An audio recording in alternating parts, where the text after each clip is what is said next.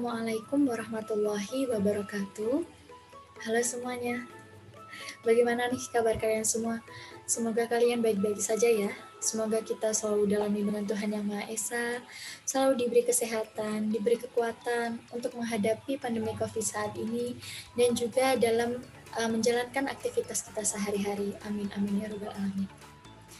Baik, sebelum kita masuk ke dalam materi, izinkan saya untuk memperkenalkan diri terlebih dahulu. Perkenalkan, nama saya Salsabila dengan NIM 191249. Saya adalah mahasiswa alih jenjang jurusan manajemen. Di sini saya akan menjelaskan mengenai THM atau Total Quality Management pada mata kuliah Manajemen Operasi Lanjutan. Nah, baik, mungkin langsung saja kita akan memasuki pembahasan yang pertama mengenai materi THM. Di sini kita akan membahas mengenai pengertiannya terlebih dahulu. Jadi, apa sih Total Quality Management atau THM itu?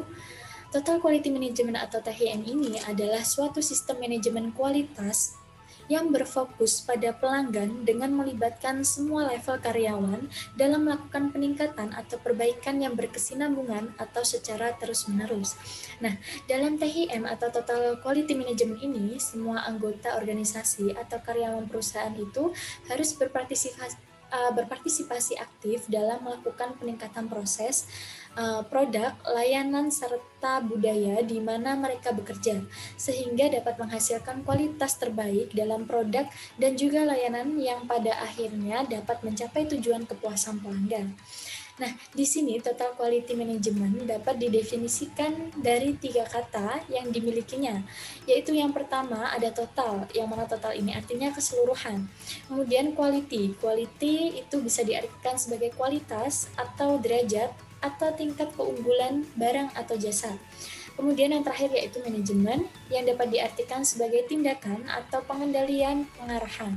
Jadi dari 3 definisi itu dapat kita simpulkan bahwasanya THM ini adalah sistem manajemen yang berorientasi pada kepuasan pelanggan dengan kegiatan yang diupayakan sekali benar melalui perbaikan berkesinambungan dan memotivasi karyawan. Nah, itu adalah pengertian dari THM atau Total Quality Management. Baik, untuk pembahasan yang selanjutnya yaitu kita masuki pada pembahasan karakteristik dan juga prinsip THM. Jadi di sini terdapat karakteristik dan juga prinsip dari THM. Yang pertama, saya akan menjelaskan mengenai apa saja karakteristik dari THM. Yang pertama, karakteristik dari THM itu THM ini mempunyai tujuan meningkatkan komunikasi, terutama antara karyawan dengan manajemen, serta mencari dan memecahkan persoalan. Nah, kemudian karakteristik yang kedua dari THM ini yaitu organisasinya itu terdiri dari 1 orang kepala dengan beberapa orang anggota yang berasal dari 1 bidang pekerjaan. Kemudian yang ketiga yaitu partisipasi anggota yang bersifat sukarela. Sedangkan partisipasi kepala itu mungkin sukarela, mungkin juga tidak.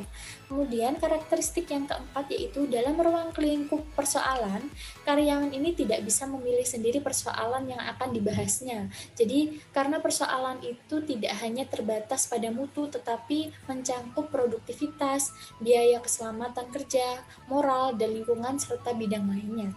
Kemudian karakteristik yang terakhir dari THM ini yaitu latihan formal dalam teknik pemecahan persoalan. Nah, itu adalah karakteristik macam-macam karakteristik dari Total Quality Management. Yang selanjutnya yaitu ada prinsip-prinsip dari Total Quality Management atau THM. Jadi ini menurut Kit-Setgrove yang mana ada 5 prinsip THM. Yang pertama yaitu fokus kepada pelanggan atau fokus on customer, yang mana berarti menempatkan pelanggan pada pusat kegiatan dan bukan lagi berorientasi pada produksi.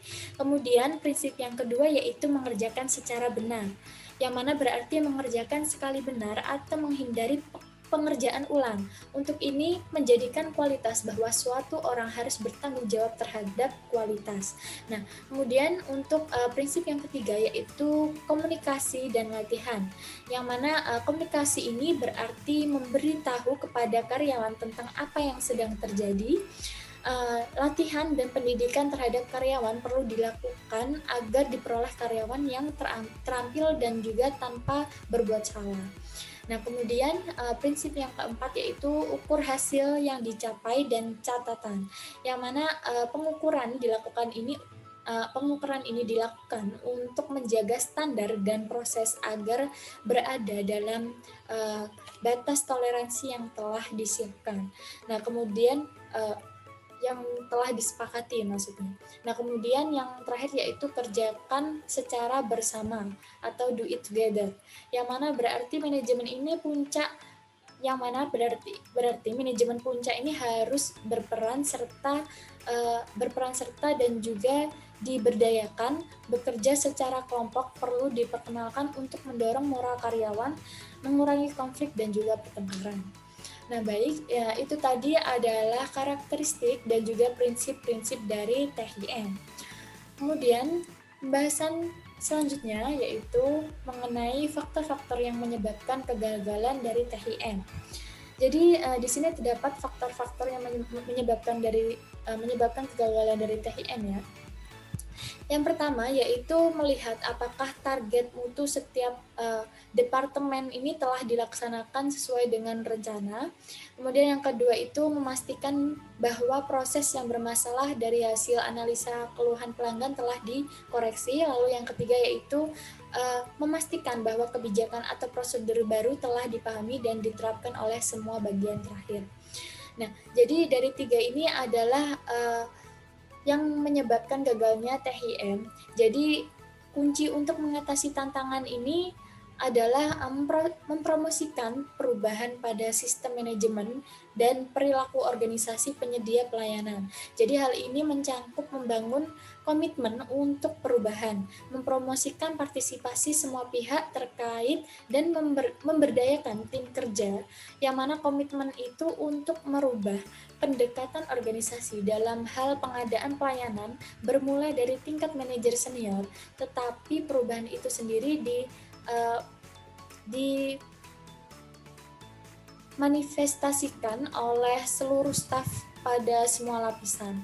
Nah, jadi agar THIM ini berhasil, maka baik klien maupun tim kerja itu harus menjadi mitra aktif dalam pengembangan pelayanan secara khusus agar pelanggan puas, maka staf harus memiliki keahlian yang dibutuhkan dan rasa memiliki terhadap pelayanan. Jadi pegawai pada semua tingkatan baru ini harus bisa melatih keleluasaan dalam memenuhi kebutuhan pelanggannya. Nah, kemudian yang selanjutnya yaitu mengenai penerapan THIM atau Total Quality Management. Ini tidak bisa dilakukan secara sama antara satu perusahaan atau dengan yang lainnya. Ini tergantung dari kinerja perusahaannya ya. Ya, jadi yang pertama bagi perusahaan-perusahaan yang rendah kinerjanya, pembentukan tim itu dilakukan dalam departemen-departemen, yang mana pembentukan tim ini ditujukan untuk membantu mengidentifikasi dan pemecahan masalah-masalah ketika perusahaan melalui usaha-usaha perbaikan mutu yang setelah itu sebaiknya tim itu harus dibubarkan karena akan mengganggu masalah-masalah strategi yang lebih luas. Nah, kemudian bagi perusahaan yang kinerjanya menengah, bagi perusahaan yang kinerjanya menengah ini strategi yang digunakan adalah menyederhanakan proses-proses korporasi dan memuatkan pelatihan karyawan pada keterampilan penyelesaian masalah. Kemudian yang terakhir, bagi perusahaan yang kinerjanya tinggi itu digunakan strategi benchmarking untuk mengidentifikasikan proses-proses baru, produk-produk dan jasa-jasa baru. Jadi berikan kepuasan kepada karyawan dan jangan meningkatkan pengembangan tim departemen karena akan menghambat kerjasama lintas fungsi-fungsi antar manajemen. Seperti itu. Nah, baik, yang selanjutnya yaitu mengenai perbedaan THIM dengan manajemen lainnya. Di sini terdapat beberapa perbedaan THIM dengan manajemen lainnya menurut Fandi Tipjiptono dan Anastasia Diana. Nah, di sini terdapat 4 perbedaan pokok antara THIM dengan manajemen lainnya. Yang pertama yaitu asal intelektualnya, yaitu yang mana sebagian besar teori dan teknik manajemen berasal dari ilmu sosial ilmu mikro, yang mana ilmu mikro merupakan dasar dari sebagian besar teknik-teknik manajemen keuangan dan psikologi mendasari teknik-teknik pemasaran. Sementara dasar teori THM ini adalah statistika yang berhubungan dengan sampling dan analisis variasi. Kemudian perbedaan yang kedua yaitu mengenai sumber inovasinya. Jadi sumber inovasinya ini bila sebagian besar teknik manajemen ini berasal dari sekilah bisnis dan perusahaan konsultan, maka inovasi THM ini berasal dari para senior yang berasal dari teknik industri dan ahli fisika. Kemudian yang selanjutnya, perbedaannya selanjutnya itu asal kelahirannya, yang mana asal kelahirannya itu kebanyakan konsep manajemen berasal dari Amerika Serikat, kemudian berkembang ke seluruh dunia, tetapi THM ini lahir di Amerika, tetapi banyak dikembangkan di Jepang dan di negara Eropa. Kemudian untuk perbedaan yang terakhir yaitu proses diseminasi atau penyebaran, yang mana manajemen modern bersifat hierarkis dan top-down, yang mempeloporinya adalah General Electric, IBM, General Motors, sedangkan THM ini lebih bersifat bottom-up, yang penggerak utamanya itu adalah CEO dengan dimotori perusahaan kecil, seperti itu. Nah, itu adalah perbedaan THM dengan manajemen lainnya. Kemudian yang selanjutnya yaitu keuntungan atau manfaat menerapkan THM. Nah, jadi di sini terdapat beberapa manfaat. Yang pertama yaitu bagi pelanggan, yang mana bagi pelanggan ini manfaatnya tidak memiliki masalah dengan produk atau pelayanan. Kemudian yang kedua, kepedulian terhadap pelanggan lebih diperhatikan, dan yang terakhir, kepuasan pelanggan itu terjamin. Lalu ada juga manfaat bagi perusahaan, yang mana untuk manfaat bagi perusahaan ini yang pertama terdapat perubahan kualitas produk pada layanan dan pelayanan. Kemudian yang kedua yaitu staf lebih termotivasi untuk mengerjakan sesuatu yang lebih menantang lagi. Kemudian yang ketiga, manfaat bagi perusahaan yaitu produktivitas itu meningkat. Yang keempat, biaya turun. Yang kelima, produk cacat berkurang. Dan yang terakhir, manfaat bagi perusahaan yang terakhir yaitu permasalahan dapat diselesaikan dengan cepat. Nah, kemudian untuk manfaat THM bagi organisasi ini yang pertama pemberdayaan, kemudian yang kedua lebih terlatih dan berkemampuan, dan yang terakhir yaitu lebih dihargai dan diakui. Lalu ada juga manfaat lain dari THM yang mungkin bisa dirasakan bagi perusahaan yang akan datang. Yang pertama yaitu membuat perusahaan sebagai pemimpin dan bukan sekedar pengikut. Nah, ini adalah manfaat yang paling penting yang bisa kita ambil dari penerapan THM atau Total Quality Management. Kemudian yang kedua yaitu membantu terciptanya teamwork. Lalu yang ketiga yaitu membantu perusahaan lebih sensitif terhadap kebutuhan pelanggan. Yang keempat, membuat perusahaan lebih siap dan mudah beradaptasi terhadap perubahan. Dan yang terakhir yaitu hubungan antara staf departemen yang berbeda itu lebih mudah. Nah, baik, itu adalah keuntungan atau manfaat dari THM, dari menerapkan THM. Nah, kemudian pembahasan yang selanjutnya yaitu mengenai langkah-langkah pemecahan masalah dan pengambilan keputusan dalam THM. Nah, untuk langkah-langkah pemecahan masalahnya yang pertama yaitu ada pengenalan dan pendefinisian masalah. Jadi kita harus pengenalan terlebih dahulu tentang masalah tersebut dan lalu mendefinisikan dari masalah tersebut. Kemudian yang kedua yaitu penentuan jumlah solusi alternatif. Lalu yang ketiga, penentuan kriteria yang akan digunakan dalam mengevaluasi solusi alternatif. Lalu yang keempat yaitu evaluasi solusi alternatif. Yang kelima, pemilihan solusi alternatif terpilih.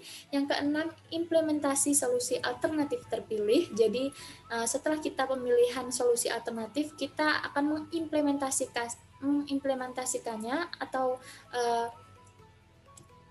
melakukannya. Mengimplementasikan berarti melakukan solusi alternatif yang telah terpilih. Kemudian yang terakhir yaitu mengevaluasi hasil yang diperoleh untuk menentukan diperolehnya solusi yang memuaskan, seperti itu. Nah, baik, yang selanjutnya yaitu ada juga pengambilan keputusan. Pengambilan keputusannya yang pertama yaitu dengan cara menganalisis semua yang ada di dalam organisasi.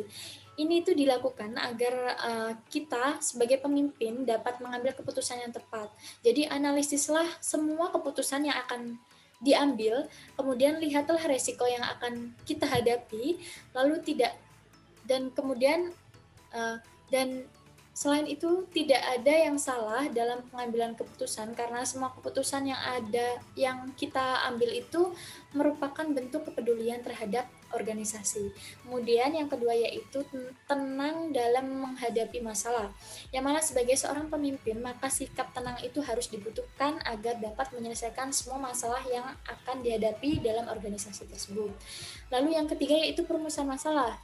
Perumusan masalah yang dilakukan itu sebagai keputusan yang berupa masalah dalam berbagai bentuk. Untuk mempermudah kita sebagai pemimpin dalam mengambil keputusan, maka sebagai pemimpin perlu melakukan beberapa cara dengan salah satunya yaitu mengidentifikasi masalahnya terlebih dahulu dan mengkaji hubungan sebab akibatnya. Lalu yang keempat yaitu mengevaluasi alternatif, yang mana evaluasi alternatif ini merupakan pemilihan kriteria dalam pengambilan keputusan yang sangat tepat. Nah, mengkriteriakan semua permasalahan akan menjadikan kita sebagai pemimpin mudah dalam evaluasinya. Contohnya itu dalam pengambilan keputusan manajer harus bisa menggunakan mesin yang baru untuk operasi walaupun akan dikenakan biaya. Jadi evaluasi itu sangat penting dilakukan agar resiko yang akan timbul itu dapat diambil alih. Nah, kemudian yang selanjutnya pengambilan keputusan yang selanjutnya yaitu implementasi keputusan yang sangat penting bagi suatu organisasi. Jadi implementasi ini memerlukan beberapa perubahan baik dari perilaku sehingga dalam membuat keputusan itu berbagai karyawan yang melihat dari berbagai sudut pandang itu dapat menilai dengan baik. Kemudian yang ketujuh yaitu evaluasi keputusan ini merupakan tahap penyelesaian dalam sebuah organisasi. Yang mana sebagai pemimpin, jadi kita itu harus baik dalam menilai setiap keputusan yang telah diambil agar pengurus itu selanjutnya dapat menjadi lebih baik lagi. Lalu yang terakhir, pengambilan keputusan yang terakhir yaitu menerima semua keputusan, yang mana semua pegawai organisasi itu wajib untuk menerima hasil yang telah disepakati bersama. Jadi tidak ada perdebatan dan permusuhan yang akan dilakukan antar karyawan. Seperti itu. Nah, baik, pembahasan selanjutnya. Nah, ini 7 tools TQM atau Total Quality Management itu ada 7 alat dalam pengendalian mutu ya. Yang pertama yaitu check sheet, yang mana check sheet itu adalah lembar pemeriksaan, yang mana lembar pemeriksaan ini adalah lembar yang dirancang sederhana berisi daftar hal-hal yang perlu untuk tujuan perekaman data sehingga pengguna dapat mengumpulkan data dengan mudah, sistematis, dan teratur pada saat data itu muncul di lokasi kejadian. Jadi data dalam check sheet ini baik berbentuk pada kuantitatif maupun kualitatif dapat dianalisis secara cepat atau langsung atau menjadi masukan data untuk peralatan kualitas lain, misalnya untuk masukan data Pareto chart. Nah, nanti ada juga pengendalian ada juga alat dalam pengendalian mutu yaitu namanya Pareto chart, ini juga bisa digunakan. Nah, ini adalah bentuk lembar pemeriksaan ya, seperti gambar ini. Nah, ini adalah bentuk dari check sheet. Kemudian untuk 7 alat untuk alat dalam pengendalian mutu yang selanjutnya yaitu scatter diagram, yang mana scatter diagram atau diagram pencar ini adalah grafik yang menampilkan sepasang data numerik pada sistem koordinat Kartesian dengan satu variabel pada masing-masing sumber untuk melihat hubungan dari kedua variabel tersebut.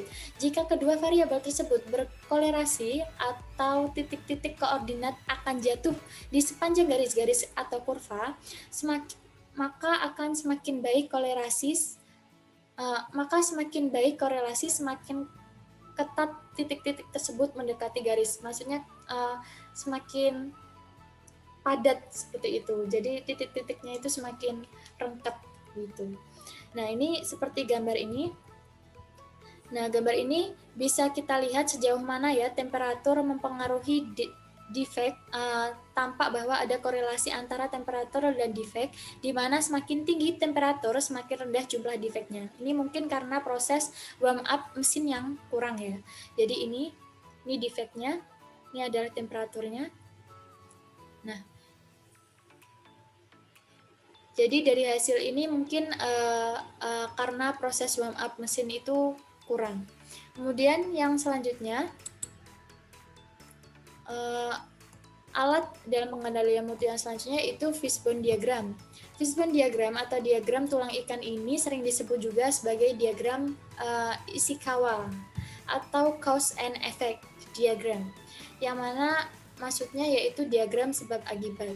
Nah, fishbone diagram ini adalah alat untuk mengidentifikasi berbagai sebab potensial dan satu efek atau masalah, dan menganalisis masalah tersebut melalui sesi brainstorming yang mana masalah akan dipecahkan menjadi sejumlah kategori yang berkaitan mencakup manusia, material, mesin, prosedur, kebijakan, dan sebagainya. Jadi setiap kategori itu mempunyai sebab yang perlu diuraikan melalui sesi brainstorming. Nah, ini adalah bentuk dari fishbone diagramnya. Seperti ikan ya, makanya dinamai dengan diagram tulang ikan. Nah, nanti akan ada contoh kasusnya.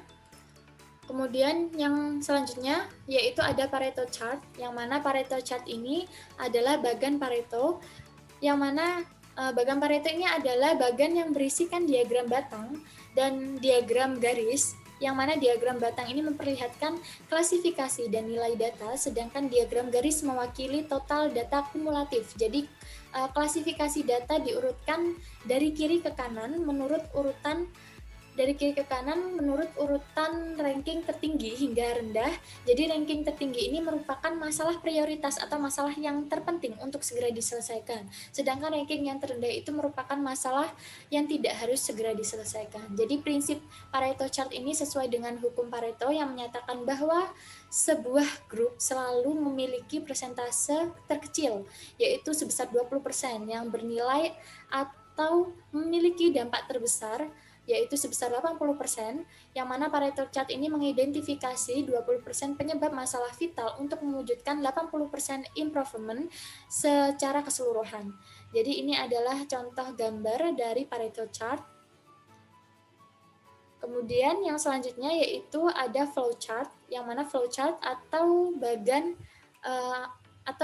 arus ini adalah alat bentuk untuk visualisasikan proses suatu penyelesaian tugas secara tahap demi tahap untuk tujuan analisis, diskusi, komunikasi, serta dapat membantu kita untuk menemukan wilayah-wilayah perbaikan dalam proses.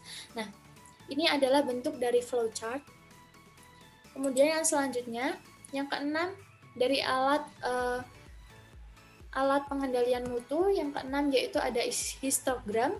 Nah, histogram ini bentuknya seperti ini ya, umum sekali bagi kita mungkin, karena histogram ini mungkin sering digunakan. Jadi histogram ini adalah alat seperti diagram batang yang digunakan untuk menunjukkan distribusi frekuensi. Sebuah distribusi frekuensi ini menunjukkan seberapa sering setiap nilai yang berbeda dalam satu set data terjadi. Jadi data dalam histogram ini dibagi-bagi ke dalam kelas-kelas, dan juga nilai pengamatan dari tiap kelas ditujukan pada sumbu X. Nah, ini ada di sini ada sumbu X, X-nya di sini ya. Nah, yang mana teori itu mengatakan bahwa distribusi yang normal, yaitu yang kebanyakan datanya mendekati nilai rata-rata, akan ditujukan oleh histogram yang berbentuk lonceng, seperti contoh gambar yang ada di sini ya.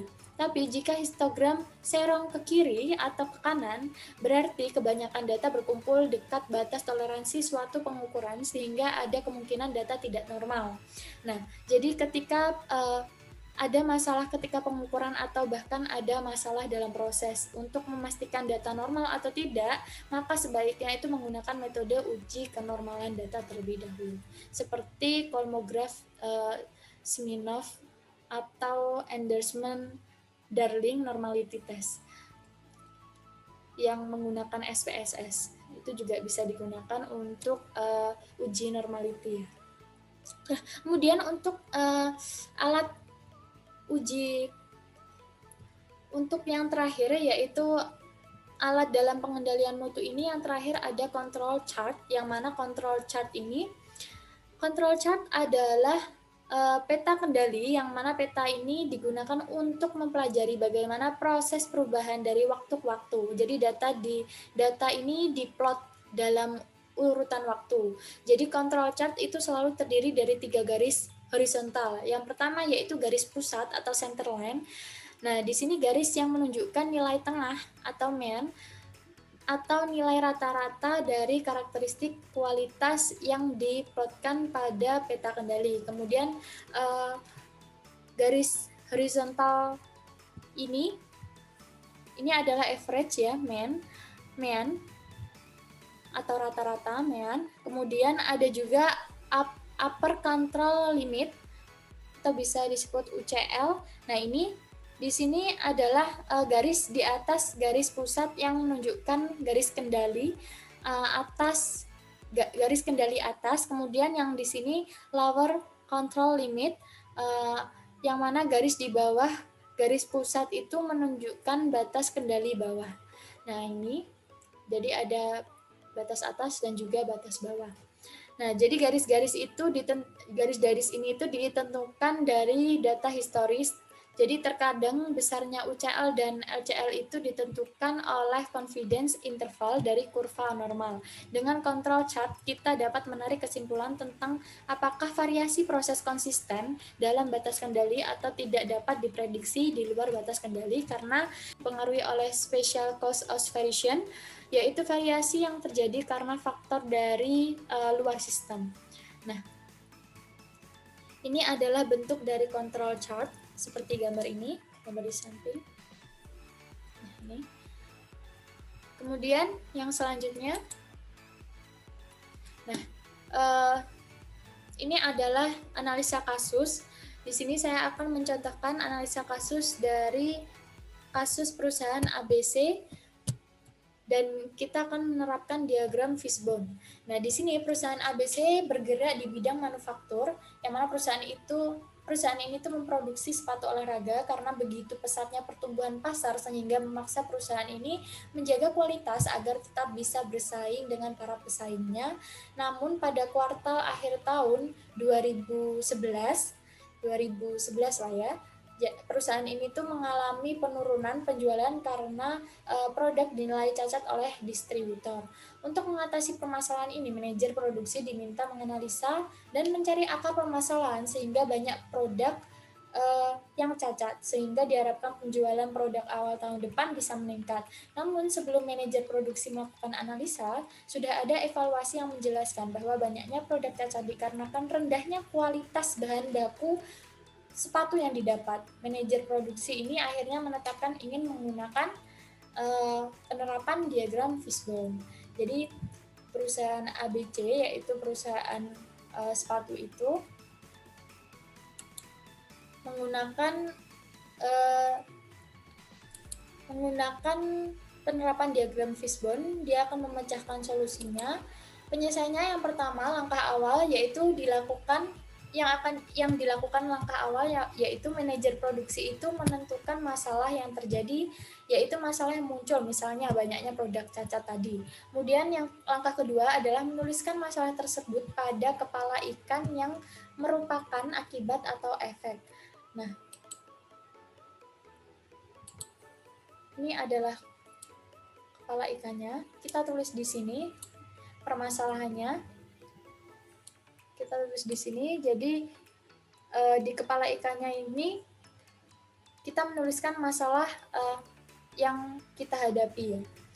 Kemudian yang selanjutnya, langkah ketiga yaitu manajer produksi ini menuliskan faktor-faktor yang mungkin menjadi penyebab utama masalah pada banyaknya produk cacat di akhir kuartal tahun 2011. Yang mana dimisalkan yang menjadi faktor penyebab utama adalah ini ya. Adalah mesin, lalu method, manpower, dan juga material. Nah, ini adalah faktor-faktor penyebab utama masalahnya. Kemudian langkah yang selanjutnya yaitu langkah keempat, yang mana langkah keempat pada tahap ini itu manajer produksi itu mencari penyebab-penyebab sekunder yang mungkin mempengaruhi penyebab utama. Misalnya kemungkinan penyebab masalah sekunder pada tulang mesin bersumber dari kerusakan mesin dan kesalahan setting mesin. Nah, jadi ini adalah masalah sekunder yang dihadapi oleh perusahaan. Nah, jadi kemungkinan penyebab masalah sekunder pada tulang metode itu dimisalkan terkait layout produksi. Nah, kemungkinan penyebab masalah sekunder pada tulang material ini misalkan disebabkan oleh dua kemungkinan, yaitu kualitas bahan baku rendah dan pemasok barang baku. Nah, sedangkan kemungkinan penyebab masalah sekunder pada tulang manpower itu dimisalkan berasal dari kemampuan tenaga kerja dan juga kemampuan mandor. Nah, ini adalah masalah sekunder dari masing-masing permasalahan yang sudah kita ambil, faktor-faktor dari permasalahan yang sudah kita ambil. Ini adalah faktor-faktor sekundernya. Ini pada manpower-nya itu rendahnya kemampuan tenaga kerja, kemudian kemampuan mandor, lalu pada materialnya itu permasalahan sekundernya yaitu kualitas BB rendah dan supply-nya juga rendah. Nah, kemudian yang selanjutnya, langkah selanjutnya yaitu langkah kelima, yang mana manajer produksi ini mencari penyebab-penyebab tersier yang mungkin bisa mempengaruhi penyebab-penyebab sekunder. Jadi terjadi analisis lagi pada tahap ini, apabila memang tidak ditemukan penyebab tersier, maka penyebab sekunder itu dinyatakan cukup menjadi akar permasalahan pada tiap pokok tulang permasalahan. Nah, jadi di sini ini tadi adalah permasalahan sekundernya ya, yang warna ini. Nah, jadi apabila ada permasalahan tersiernya, maka ini adalah permasalahan-permasalahan tersier yang muncul di perusahaan tersebut. Nah, ini adalah permasalahan-permasalahan tersiernya. Apabila tidak ada masalah tersier seperti ini, seperti pada faktor material, maka berarti permasalahan sekunder ini sudah cukup. Jadi permasalahan sekunder ini cukup menjadi akar permasalahan pada tiap pokok tulang permasalahannya. Jadi yang tidak ada permasalahan tersiernya hanya pada material. Yang lainnya ada masalah tersiernya. Kemudian langkah yang selanjutnya yaitu pada langkah ke-6, manajer produksi itu menentukan item-item yang penting dari setiap faktor pada hasil diagram langkah kelima tadi, langkah kelima ini tadi. Yang mana ini dari permasalahan ini tuh dapat kita tandai di sini, dalam hal ini diberi warna hijau ya. Nih, jadi yang kita warnai ini diberi warna hijau, yang mana bahwa faktor-faktor tersebut itu yang paling mungkin mempunyai pengaruh nyata terhadap banyaknya produk sepatu yang cacat. Jadi ini kita warnai hijau agar lebih jelas apa saja sih yang mempunyai pengaruh yang paling nyata terhadap banyaknya produk sepatu yang cacat tersebut. Nah, kemudian yang selanjutnya, dari diagram tulang ikan yang sudah kita buat tadi, dapat dilihat bahwa ternyata banyaknya produk cacat itu tidak hanya disebabkan oleh material atau bahan baku yang tidak berkualitas, namun juga dipengaruhi oleh tenaga kerja, metode atau sistem operasi, dan mesin yang digunakan. Nah, tahap terakhir ini adalah kesimpulan. Dari hasil analisis, manajer produksi ini menyimpulkan ada beberapa cara yang dapat dilakukan untuk kembali menjaga kualitas produk untuk awal kuartal tahun 2011, yaitu untuk tahun berikutnya. Nah, ini adalah kesimpulannya. Mulai dari material, metode, mesin, dan juga manpower. Ini adalah kesimpulan dari pekerjaan kita menggunakan fishbone tadi. Yang pertama, dari material, yang mana material ini rendahnya kualitas bahan baku ternyata memang mempengaruhi kualitas produk, dan ternyata ada hal lain yang menyebabkan bahan baku ini bermasalah dikarenakan supply bahan baku dari supplier yang mempunyai standar kualitas yang berbeda. Lalu untuk yang metode itu tata layout yang tidak mendukung proses produksi sehingga memperlambat jalannya produksi. Jadi hanya mempengaruhi lamanya proses produksi saja. Kemudian mesin, yang mana kesalahan setting mesin yang tidak sesuai dengan standar produk yang ingin dihasilkan. Ini juga mengakibatkan sepatu itu cacat. Lalu yang terakhir yaitu mengenai manpower, yang mana manpower ini kita bisa mengambil kesimpulan yang mana pengalaman kerja yang rendah membuat hasil produk itu kurang maksimal. Hal-hal lain juga ikut mempengaruhi seperti skill, motivasi, kepemimpinan seorang mandor juga mempengaruhi karyawan dalam bekerja untuk menghasilkan produk yang berkualitas. Nah, seperti itu. Jadi itu adalah kesimpulan dari pekerjaan kita. Di sini kita bisa menyimpulkan bahwasanya THM itu adalah sebuah pendekatan dalam pengelolaan organisasi yang menitik beratkan pada kualitas untuk kepuasan pelanggan dengan melakukan perbaikan secara berkesinambungan dan melibatkan seluruh komponen organisasi serta memanfaatkan seluruh sumber daya yang tersedia. Nah, konsep yang terkadang di dalamnya antara lain kepuasan pelanggan, respek terhadap setiap orang, manajemen berdasarkan fakta, dan juga perbaikan berkesinambungan. Jadi total quality management ini memperkenalkan pengembangan proses, produk, dan pelayanan sebuah organisasi secara sistematik dan berkesinambungan. Pendekatan ini berusaha untuk melibatkan semua pihak terkait dan memastikan bahwa ide-ide mereka memiliki sumbangan dalam pengembangan mutu pada organisasi tersebut. Baik,